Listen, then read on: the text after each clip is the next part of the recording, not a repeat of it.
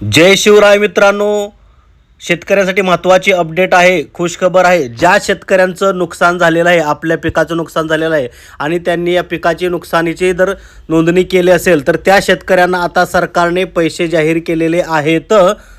त्या संदर्भातला GR सुद्धा सरकारने काढलेला आहे, शासन निर्णय काढलेला आहे।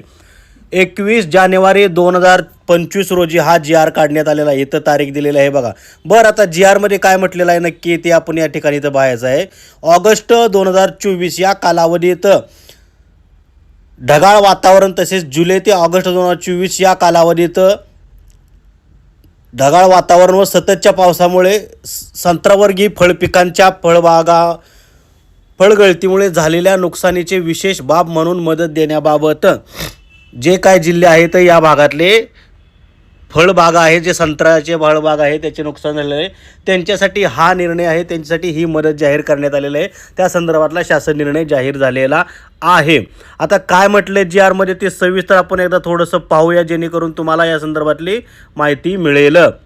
तर बघा, अतिवृष्टी, पूर्व चक्रीवादळ यासारख्या नैसर्गिक आपत्तीमुळे शेती पिकांचे नुकसान झाल्यास पुढील हंगामामध्ये उपयोगी पडावे याकरिता शेतकऱ्यांना निविष्ट अनुदान म्हणजे इनपुट सबसिडी स्वरूपात एक वेळेस याप्रमाणे राज्य आपत्ती प्रतिसाद निधीमधून विहित दराने मदत देण्यात येते। शासन निर्णय महसूल व वन विभाग क्रमांक जे काही शासन निर्णय झालेला आहे यानुसार राज्य आपत्ती प्रतिसाद निधीचे निकष व दर विहित करण्यात आले आहेत। केंद्र सरकारने विहित केलेल्या 12 नैसर्गिक आपत्ती व्यतिरिक्त राज्य शासनानेही 30/1/2014 अन्वये अवेळी पाऊस, अतिवृष्टी, वीज कोसळणे, समुद्राचे उधाण व आकस्मिक आग या आपत्तीमध्ये बाधित होणाऱ्या नागरिकांना मदत देण्याचे धोरण निश्चित केलेले आहे। दिनांक 26/6/2024च्या शासन निर्णयान्वये सततचा पाऊस ही नैसर्गिक आपत्ती घोषित करण्यात आलेली आहे। तसेच संदर्भ क्रमांक 3 येथील 1/1/2024च्या शासन निर्णयानुसार नोव्हेंबर 2023 मधील अवेळी पाऊस व गारपीट यामुळे झालेल्या व त्यापुढील कालावधीसाठी अवेळी पाऊस व गारपीट व इतर नैसर्गिक आपत्तीमुळे होणाऱ्या शेती पिकांच्या नुकसानीकरिता सुधारित दराने 2 ऐवजी 3 हेक्टरपर्यंत मदत अनुज्ञेय करण्यात आलेली आहे। म्हणजे पहिलं 2 हेक्टरसाठी होतं, आता 3 हेक्टरसाठी मदत जाहीर करण्यात आलेली आहे।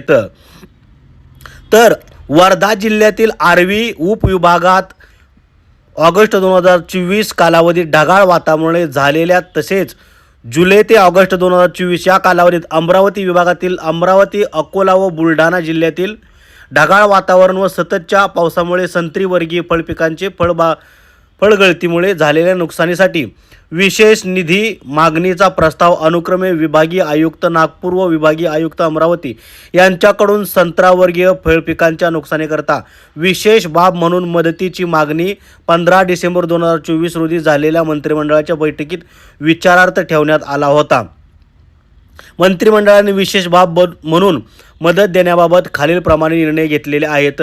म्हणजे वर्धा, अमरावती या भागातील, बुलढाणा, अकोला या जिल्ह्यातील ज्या संत्री फळबागाचे नुकसान झालेले आहे, शेतकऱ्यांचे नुकसान झालेले आहे, त्यांना शासनाने, सरकारने मदत जाहीर केलेली आहे। बरं, आता पुढं काय म्हणले त्यांनी की बाबा काय मदत, कशी मदत दिली जाणार आहे, तर काय आहे, तर वर्धा जिल्ह्यातील आर्वी उपविभागात ऑगस्ट 2024 कालावधीत ढगाळ वातावरणामुळे संत्रावर्गीय फळपिकांच्या फळगळतीमुळे झालेल्या नुकसानीसाठी विभागीय आयुक्त नागपूर यांनी एकूण 165,83,08,000 रुपये इतका निधी एका वेळेस विशेष बाब म्हणून मदत देण्यासाठी शासनाने मंजुरी दिलेली आहे। म्हणजे आता फळबाग नुकसान झालेल्या शेतकऱ्यांना एवढा निधी त्यांना वाटप केला जाणार आहे। आता या शासन निर्णयाच्या सोबत जोडलेल्या प्रपत्र दर्शविल्याप्रमाणे उपलब्ध तरतुदीमधून अथवा आवश्यकतेनुसार पूर्वनियोजनाद्वारे तरतूद उपलब्ध करून घेऊन कार्यासन M11 यांनी हा निधी वितरित करावा असे त्यांनी निर्देश दिलेले आहेत। तर पुढे काय म्हणले बघा, सदरच्या हंगामामध्ये यापूर्वी शेती पिकांच्या नुकसानीकरिता वितरित करण्यात आलेल्या मदतीच्या निधीमध्ये या प्रस्तावाअंतर्गत मागणी करण्यात आलेल्या निधीचा समावेश नाही, याची दक्षता घ्यावी. हा सुद्धा त्यांनी इथं महत्त्वाचा विषय त्यांनी मांडलेला आहे. तर कुणाला किती शेतीनुसार मिळणार आहे ते बघा, इथं पुढे त्यांनी दिलेलं आहे. शासन निर्णय महसूल व वन विभाग 1/1/2024 नुसार जिरायत पिके, बागायत पिके व बहुवार्षिक पिकांच्या नुकसानीसाठी मदतीच्या विहित दरानुसार जास्तीत जास्त 3 हेक्टर मर्यादित असल्याची खातरजमा करण्यात यावी, असं सुद्धा म्हटलेलं आहे. कोणत्याही लाभार्थ्यांना मदत देताना दुरुक्ती होणार नाही, याची तहसील व जिल्हाधिकारी कार्यालयाने कटाक्षाने काळजी घ्यावी, असं सुद्धा तिथं म्हटलेलं आहे. आता बघा, निधी वाटप करताना काय म्हटलेलं आहे, वरील निधी खर्च करताना संदर्भाधीन सर्व शासन निर्णयातील सूचनांचे व निकषांचे काटेकोरपणे पालन करण्यात यावे. ज्या प्रयोजनासाठी निधी मंजूर करण्यात आलेला आहे त्याच प्रयोजनासाठी सदर निधी खर्च करण्यात यावा. ही मदत देताना नैसर्गिक आपत्ती विहित केलेल्या अटी व शर्तींची पूर्तता होत असल्याची सर्व खातरजमा करावी, असं सुद्धा म्हटलेलं आहे.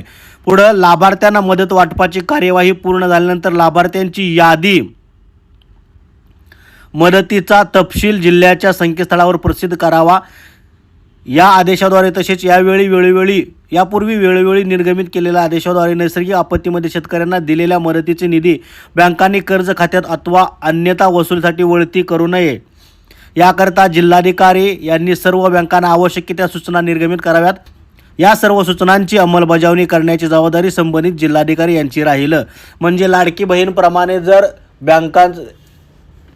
बँकांनी पैसा वसूल करून घेऊ नये, किंवा झिरो बॅलन्स असेल किंवा लोन असेल, कर्ज असेल, या संदर्भातली त्यातलं पैसे वसूल करून घेऊ नये, अशा सूचनासुद्धा या GRमध्ये दिलेल्या आहेत. त्यामुळे शेतकऱ्यांसाठी ही एक महत्त्वाची अपडेट, महत्त्वाचा एक दिलासा आहे. सरकारकडून मिळणारे पैसे आहेत ते त्यांच्या जर लोन असेल त्यांच्यावरती, तर ते त्यामधून कट करून घेता येणार नाही बँकांना. जर घेतले तर जिल्हाधिकाऱ्यांनी यावर कार्यवाही करावी किंवा जिल्हाधिकाऱ्याशी संपर्क साधावा शेतकऱ्यांनी. तर निधीच्या मानकाव्यतिरिक्त खर्च जो काय असेल, नैसर्गिक आपत्तीमुळे पीक नुकसानीकरता शेतकऱ्यांना सहाय्य, तर अशा प्रकारे हा GR काढण्यात आलेला आहे. GR वेबसाईटवरती सुद्धा त्यांनी अपलोड केलेला आहे. त्यामुळे शेतकऱ्यांना आता फार मोठा दिलासा आहे. शेतकऱ्यांना बघा, थोडक्यात काय, तर ज्यांचं संत्रावर्गीय पिकांच्या झालेल्या नुकसानीसाठी विशेष बाब म्हणून 165,83,08,000ची मदत देण्यात आलेली आहे, जाहीर करण्यात आलेली आहे. नुकसानग्रस्त शेतकऱ्यांना आधार व दिलासा देण्यासाठी शासन त्याच्या पाठीमागे उभे असल्याचे सुद्धा मदत व पुनर्वसन मंत्री मकरंद पाटील यांनी सांगितलेले आहे. त्यामुळे ज्या शेतकऱ्यांच्या फळबागाचे नुकसान झालेले आहे, संत्री फळबागाचे, आणि त्यांनी नोंद केलेली असेल तर त्यांनी आता तयार राहा, त्यांचं अकाउंट तयार ठेवा, कारण EKYC होणं महत्त्वाचं आहे. DBTद्वारे हे पैसे दिले जातात शेतकऱ्यांना, आणि जिल्हाधिकारी या संदर्भातले सर्व कार्यवाही बघणार आहेत, याच्यावर लक्ष असणार आहे.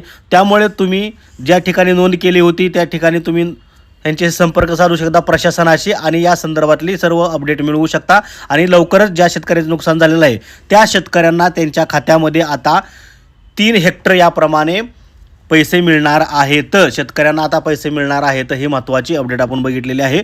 तर यावरती तुमचा निर्णय काय हे कमेंट करून सांगा. व्हिडिओ पूर्ण पाहिल्याबद्दल तुम्हा सर्वांचे मनापासून आभार आणि धन्यवाद. असेच नवनवीन व्हिडिओ जाणून घेण्यासाठी आपल्या चॅनलला तुम्ही सबस्क्राईब करा आणि बेल आयकॉनची घंटी नक्की दाबा.